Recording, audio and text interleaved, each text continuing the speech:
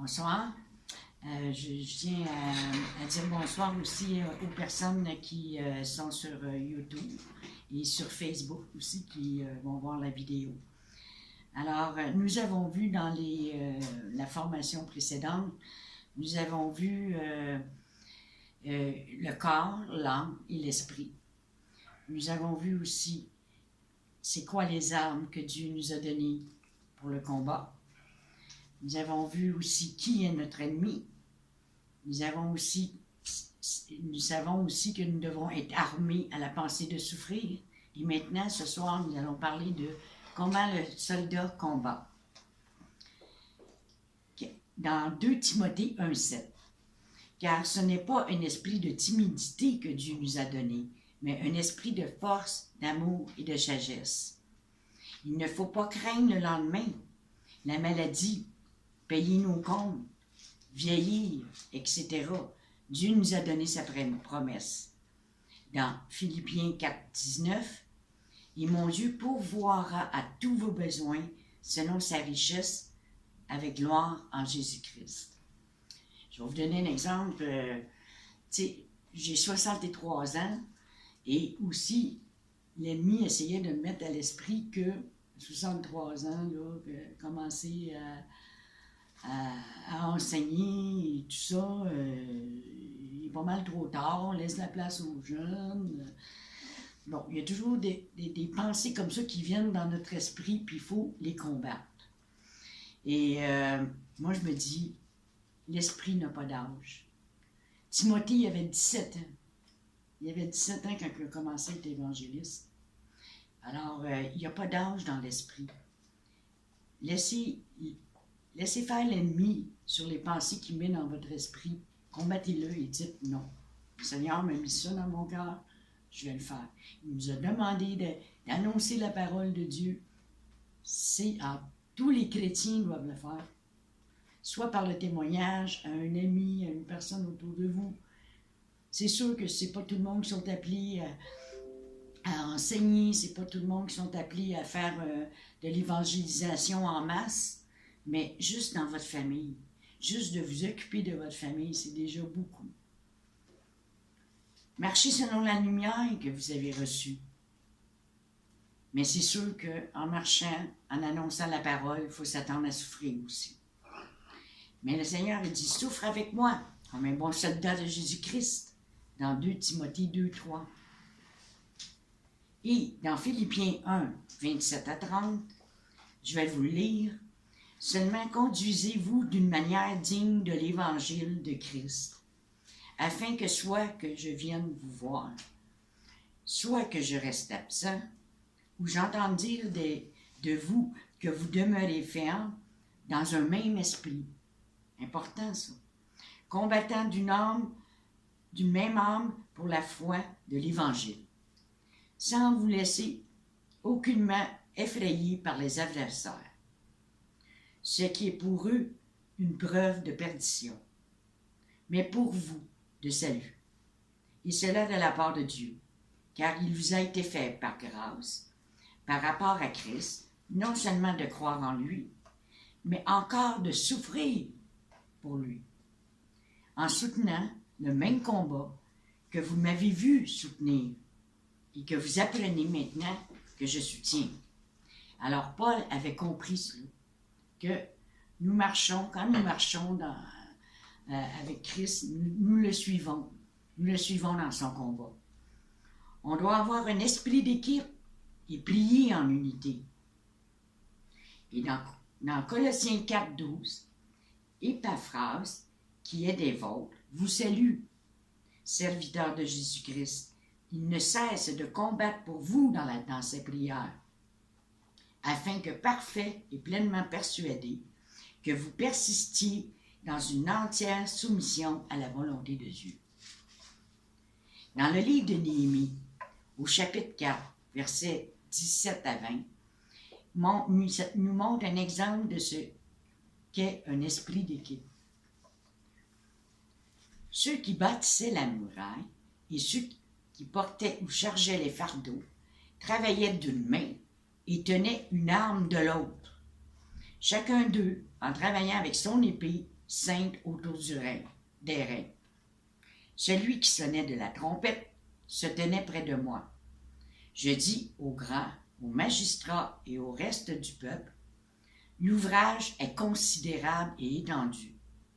Et nous sommes dispersés sur la muraille, éloignés les uns des autres. Au son de la trompette, rassemblez-vous auprès de nous, vers le lieu d'où vous l'entendrez. Notre Dieu combattra pour nous. Quand notre conscience est affectée, Satan nous rappelle nos erreurs et nous accuse. Il s'en sert de ça. Alors soyez vigilants. Combattez le bon combat. Dans 1 Timothée 6,12, combat le bon combat de la foi.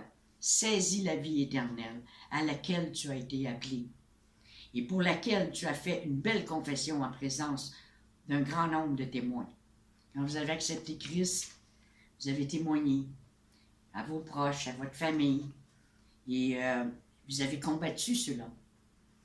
Lui, ici, dans 2 Timothée 4,7, il dit « J'ai combattu le bon combat, j'ai achevé la course, j'ai gardé la foi. » Paul est allé jusqu'au bout, au bout.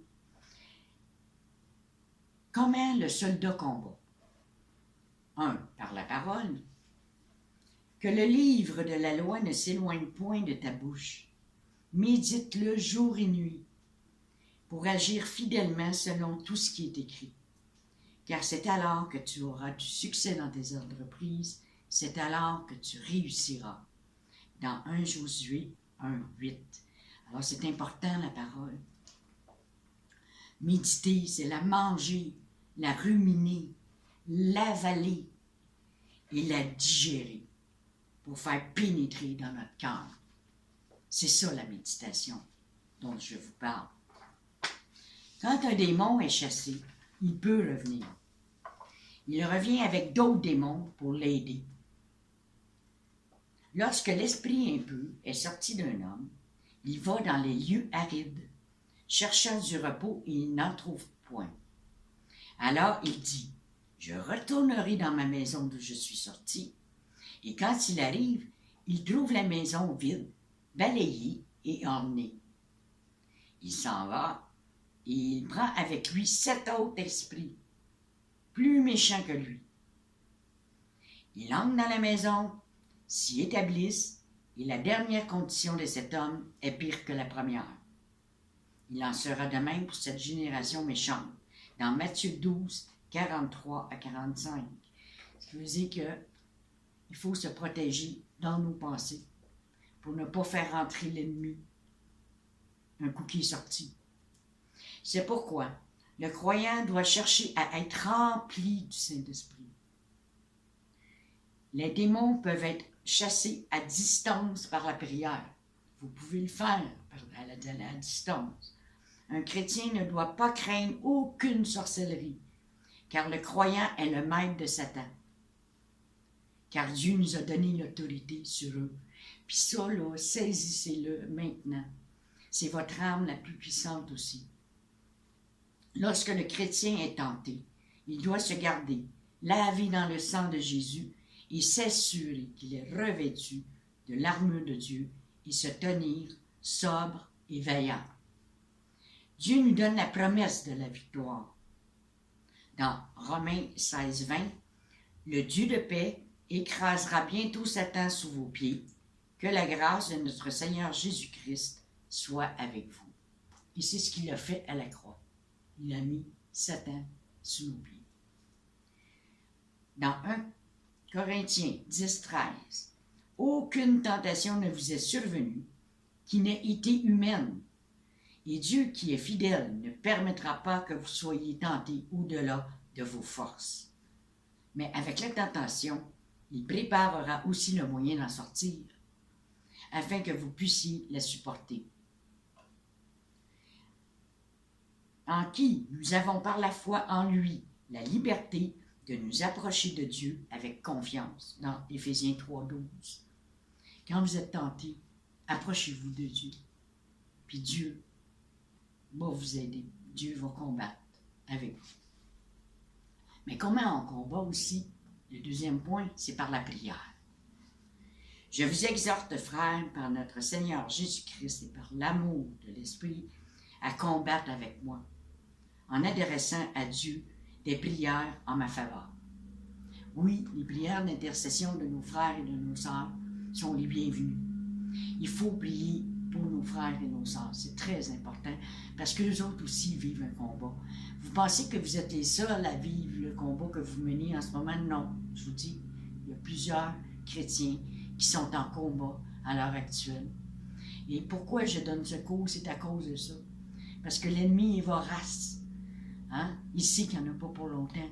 Il veut nous voir écrasés. Il veut nous voir à terre, qu'on se taise. Mais non. Dieu ne veut pas qu'on se taise. Dieu veut qu'on se lève. Dieu veut qu'on se lève, homme ou femme. Levez-vous. Levez votre bannière. Et dites à Satan, t'es sous mes pieds. Dans le nom de Jésus. La puissance de la prière. C'est à quoi je travaille en combattant avec la force qui agit puissamment en moi.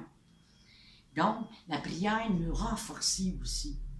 Parce que quand on prie et qu'on est en communion avec Dieu, Dieu nous donne la force de passer au travers ce qu'on traverse comme épreuve. Il faut se faire violence aussi.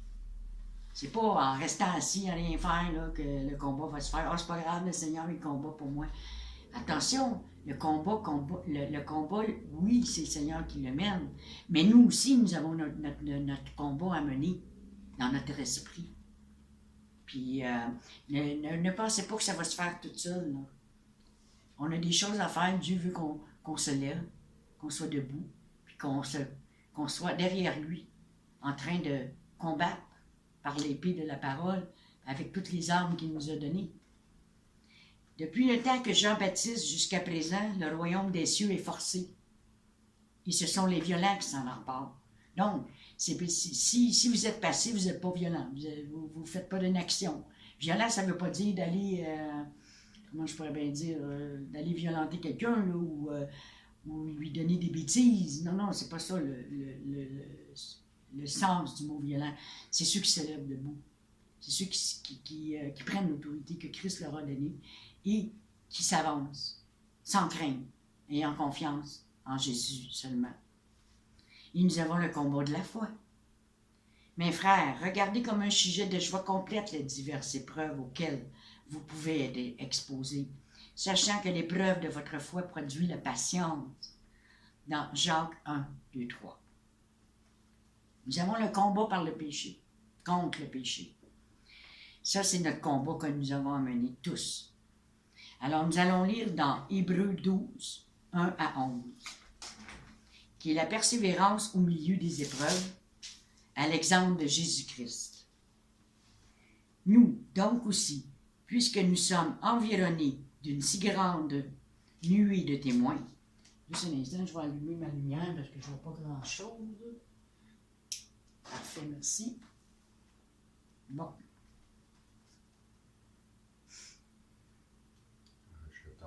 Nuée de témoins, rejetons tout fardeau et le péché qui nous enveloppe si facilement. Et courons avec persévérance dans la carrière qui nous est ouverte. Ayant les regards sur Jésus, le chef et le consommateur de la foi, qui, en vue de la joie qui lui était réservée, a souffert la croix, méprisé l'ignominie, et s'est assis à la droite du trône de Dieu. Considérez, en effet, celui qui a supporté contre sa personne une telle opposition de la part des pécheurs, afin que vous ne vous lassiez point l'âme découragée. Il ne veut pas qu'on se décourage, le Seigneur. Vous n'avez pas encore résisté jusqu'au sang en luttant contre le péché. Et vous avez oublié l'exhortation qui vous est adressée, comme à des fils. Mon fils, ne méprise pas le châtiment du Seigneur et ne perds pas courage lorsqu'il te reprend. Car le Seigneur châtie celui qui l'aime, et il frappe de la verge tous ceux qu'il reconnaît pour ses fils. supporter le châtiment. C'est comme des fils que Dieu vous traite. Car quel est le fils qu'un père ne châtie pas? Mais si vous êtes exempt de châtiment, auquel tous ont part, vous êtes donc des enfants illégitimes, et non des fils. D'ailleurs, puisque nos pères, selon la chair, nous ont châtiés, et que nous les avons respectés, ne devons-nous pas, à bien plus forte raison, nous soumettre au Père des esprits pour avoir la vie? Nos pères nous châtiaient pour peu de jours, comme ils le trouvaient bon. Mais Dieu nous châtie pour notre bien, afin que nous participions à sa sainteté. Il est vrai que tout châtiment semble d'abord un sujet de tristesse et non de joie, mais il produit plus tard, pour ceux qui ont été ainsi exercés, un fruit paisible de justice. Amen. Le combat contre les esprits. Voici les étapes qui précèdent la possession. Il y a l'oppression, sensation de gêne respiratoire, malaise psychique sourd, un peu angoissant, on se sent angoissé, qui étreint, action d'opprimer, d'accabler sous une autorité tyrannique. Ça, c'est tiré de Le Petit Larousse 95. L'oppression peut être des pensées que nous rendent tristes ou malheureux. L'oppression nous rend inconfortables, en présence de chrétiens remplis du Saint-Esprit ou dans un lieu de louange. Vous êtes dans un lieu de louange, tout à coup, il y a quelque chose là, qui vous oppresse. Elle n'est pas constante, puis elle se manifeste périodiquement. L'obsession, c'est une idée souvent absurde qui surgit dans la conscience et l'assiège bien que le sujet soit conscient de son caractère morbide et la ressente comme étrangère. Ça devient comme une idée fixe. L'obsession est un esprit méchant qui opère dans le mental ou le physique. C'est aussi périodique. Quand quelqu'un est obsédé par ce démon, il peut avoir des crises d'épilepsie et de l'hystérie. Mais ça ne veut pas dire que ceux qui font des crises d'épilepsie ont nécessairement un démon. C'est pas ça que je veux dire. Donc, les symptômes sont semblables. La possession. État d'une personne possédée par une force démoniaque, occulte. Ça, c'est Le Petit Larousse qui dit ça. C'est un esprit qui prend le corps humain pour en faire sa demeure et agit sur lui pour accomplir ses propres désirs par l'humain. Quand un esprit ne peut pas prendre l'âme d'une personne, il cherche à attaquer son corps. C'est pour ça qu'on voit souvent des maladies qui apparaissent tout d'un coup. Alors, gardez votre cœur. Dans Proverbe 4, 23, garde ton cœur plus que toute autre chose, car de lui viennent les sources de la vie. La bataille, comme on l'a dit tantôt, est à l'Éternel. Dans Exode 14, 13, 14, nous lisons: Moïse répondit au peuple: Ne craignez rien, restez en place et regardez la délivrance que l'Éternel va vous accorder en ce jour. Car les Égyptiens que vous voyez aujourd'hui, vous ne les reverrez plus jamais. L'Éternel combattra pour vous et vous gardez le silence. Oui, dans la bataille, il y a des moments où il faut faire silence aussi. Quand c'est Jésus qui agit par lui-même. Quand il a frappé le rocher, il a séparé la mer en deux. C'est Jésus qui l'a fait. Alors là, tout le monde a gardé le silence. Parce que ce miracle-là était vraiment exceptionnel. Et l'autorité de Jésus. Prenons conscience de l'autorité de Jésus. Jésus s'étant approché, leur parlant ainsi: Tout pouvoir m'a été donné dans le ciel et sur la terre. Dans Matthieu 28, 8, il a tout pouvoir. Pour avoir plus de force spirituellement, il faut marcher par la foi. Car marchons par la foi et non par la vue. Dans 2 Corinthiens 5, 7. Il faut renouveler notre homme intérieur et se laisser conduire dans toute vérité de l'esprit. Dans 1 Corinthiens 2,14, il dit « Et ma parole et ma prédication ne reposaient pas sur des discours persuasifs de la sagesse, mais sur une démonstration de l'esprit de puissance. Quand le Consolateur sera venu, l'Esprit de vérité, il vous conduira dans toute la vérité, car il ne parlera pas de lui-même, mais il dira tout ce qu'il aura entendu, et il vous annoncera les choses à venir. » Dans Jean 16, 13. Il est vivant. J'étais mort et voici je suis vivant au siècle des siècles. Je tiens les clés de la mort et du séjour des morts. Dans Apocalypse 1, 18. Allez, faites de toutes les nations des disciples, les baptisant au nom du Père, du Fils et du Saint-Esprit. Et voici, je suis avec vous tous les jours, jusqu'à la fin du monde. Personne ne doit rester ignorant de ce que Jésus a fait, car l'ignorance est aussi une puissance qui nous tient liés. Cependant, ne vous réjouissez pas de ce que les esprits vous sont soumis, mais réjouissez-vous de ce que vos noms soient écrits dans les cieux. Dans Luc 10, 20. Béni soit Dieu, le Père de notre Seigneur Jésus-Christ, qui nous a bénis de toutes sortes de bénédictions spirituelles dans les lieux célestes en Christ. Éphésiens 1, 3.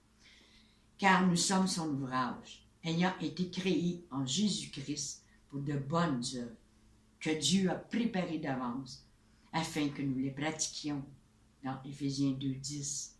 Alors il est important, vous voyez, de se lever, car Dieu a un plan pour chacun de nous. Et nous sommes dans son plan. Pour la gloire de Dieu, pour reprendre la domination que Dieu a déléguée par Jésus-Christ, nous allons aller dans Galates 4, 1 à 7. Galates 4, 1 à 7.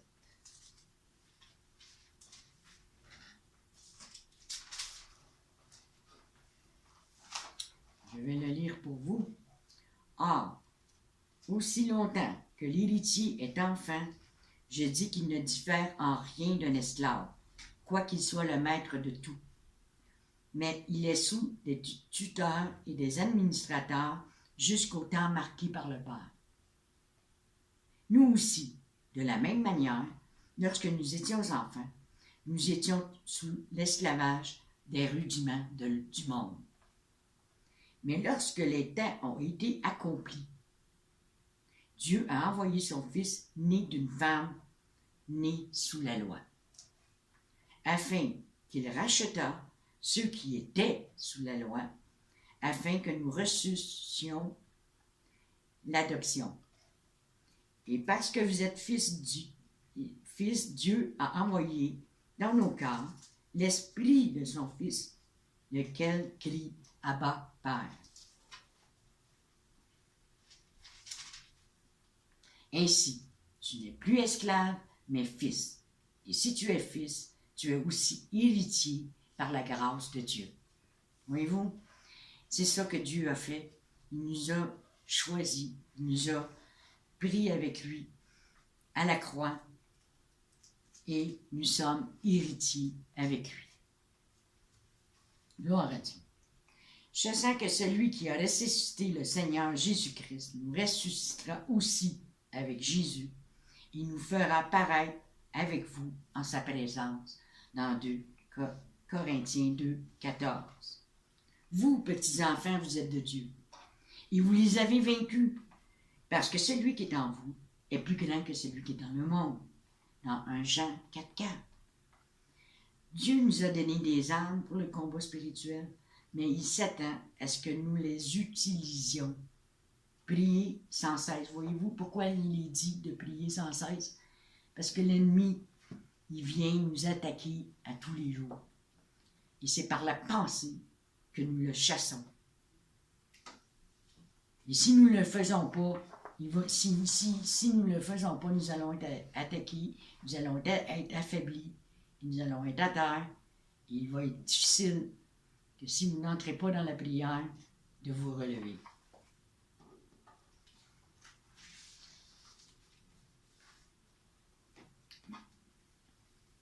Pendant que je vous ai donné ce cours, le combat spirituel, je peux vous dire que j'en ai mené un combat spirituel, qu'on pourrait dire une bataille. Et cette bataille, je l'ai faite avec le Seigneur. Il faut combattre le combat avec Christ.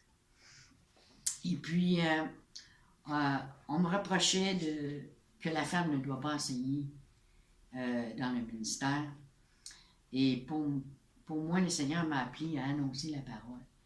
Puis quand on lit Matthieu 28, 19, 20, il est clair et net qu'il ne s'adressait pas juste à des hommes. Il s'adressait aussi aux femmes et aux hommes, à l'humanité en fait. Et c'est ça que moi je persévère. Je persévère à annoncer la parole de Dieu, malgré les oppositions, malgré tout ce qu'on peut faire, même si on veut détruire ma réputation, même si on veut détruire ma vie. L'important, c'est de marcher avec Christ et de marcher par l'Esprit de Dieu. Qu'est-ce que l'Esprit vous révèle? Quand vous avez été appelé, vous savez, le Seigneur vous a parlé, vous savez ce que vous avez à faire. Chacun est appelé à faire quelque chose. Pas nécessairement tous la même chose. Puis le Seigneur est bon parce qu'il a donné ses dons il donne ses dons à qui il veut. Premièrement. Il les donne, pas tous les dons à une même personne. Tu sais? Pourquoi il a fait ça? Il est intelligent. Il a une sagesse. Parce qu'il veut qu'on soit en relation entre frères et sœurs. Il veut qu'on soit en relation, qu'on ait besoin de nos frères et sœurs. Parce que la personne qui a le don, admettons, de discernement des esprits, je vous donne ça comme exemple, eh bien, c'est important qu'on l'ait avec nous autres, cette personne-là, parce qu'elle peut nous aider, elle peut nous guider dans notre chemin. Et la même chose que quelqu'un qui a le don des miracles, si nous avons des personnes qui sont malades, qui sont... oui, nous avons besoin les uns et les autres, et c'est pour ça qu'il faut prier pour nos frères et nos sœurs.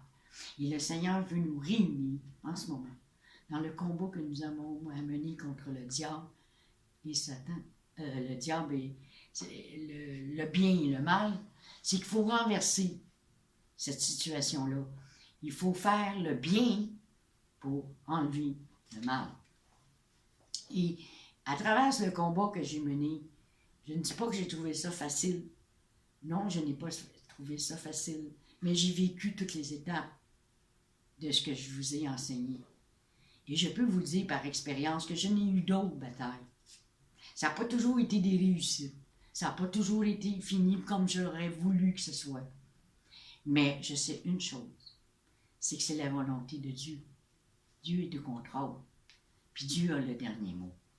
Alors, oui, il y a des fois, on perd des batailles, mais on ne perd pas le combat. On ne perd pas la guerre. Parce que Dieu, on sait comment ça se termine, on sait comment ça va finir. Et nous sommes vainqueurs dans le nom de Christ. Il y en a qui m'ont même posé la question, comment ça se fait que ton mari n'est pas avec toi, Bien, mon mari a un autre don. Le Seigneur lui a donné d'autres dons.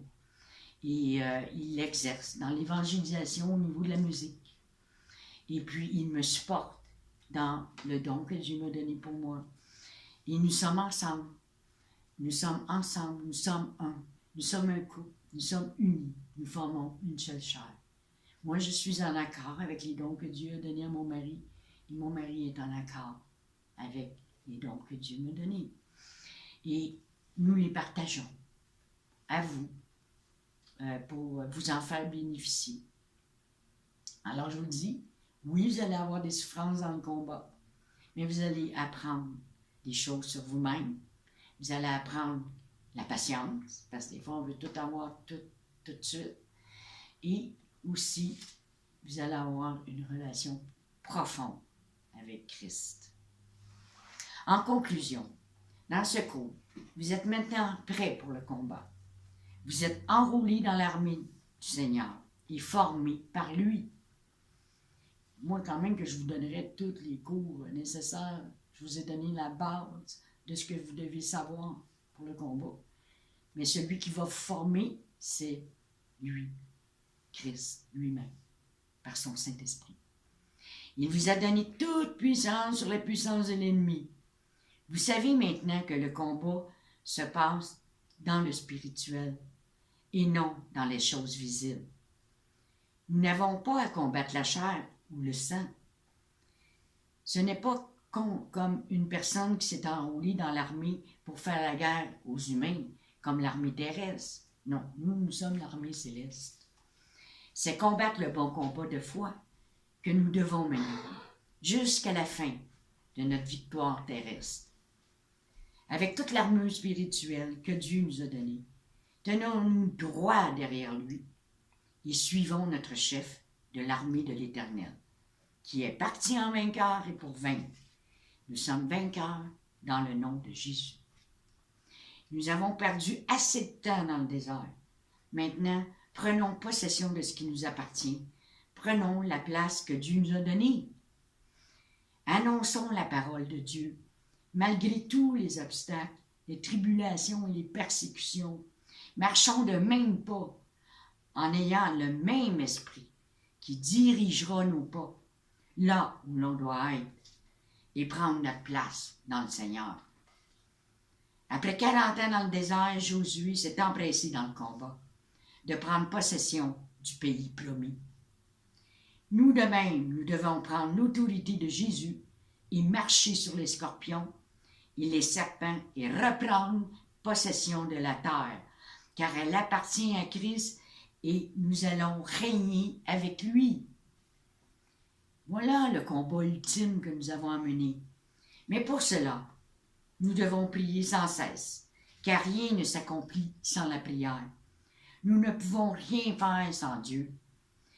Que le Dieu Tout-Puissant dirige votre vie et que son nom soit glorifié en vous. Soyez tous bénis. Merci.